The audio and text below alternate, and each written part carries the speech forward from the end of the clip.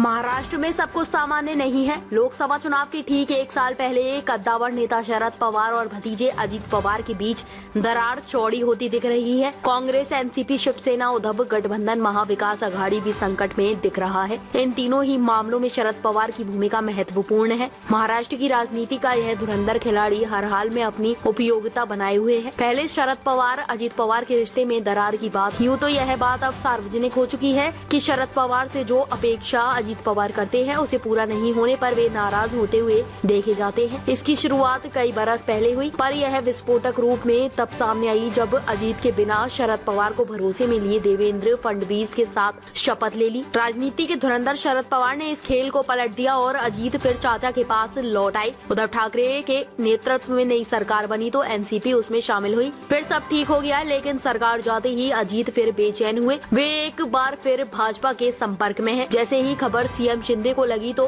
वे नाराज हो गए। कहा तो यहाँ तक जा रहा है कि शिंदे 3 दिन के लिए अघोषित अवकाश पर अपने गांव चले गए।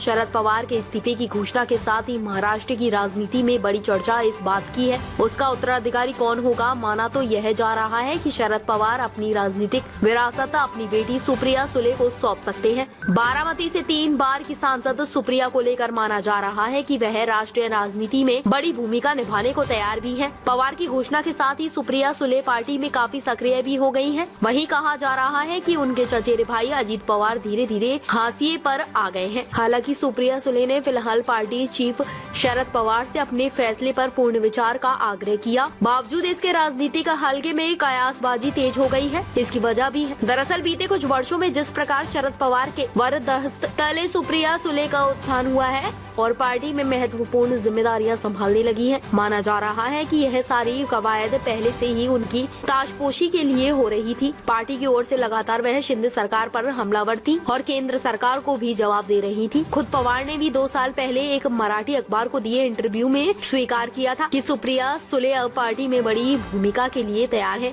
सर्वश्रेष्ठ सांसद का खिताब हासिल कर चुकी सुप्रिया की रुचि राष्ट्रीय राजनीति और पार्टी के काम में है। उधर मौजूदा स्थिति को देखते हुए पार्टी नेताओं ने भी इच्छा जताई है कि अजित पवार से किसी तरह का विवाद पैदा होने से पहले शरद पवार को अब जिम्मेदारी तय कर देनी चाहिए। पार्टी नेताओं के मुताबिक एनसीपी चीफ ने 3 युवा नेताओं को आगे बढ़ाया था। इनमें बेटी सुप्रिया सुले, भतीजे अजित पवार और एनसीपी के प्रदेश अध्यक्ष जयंत पाटिल शामिल हैं। लेकिन इस समय दुविधा की स्थिति में इन सभी में से किसके सर पर पार्टी का ताज सजेगा।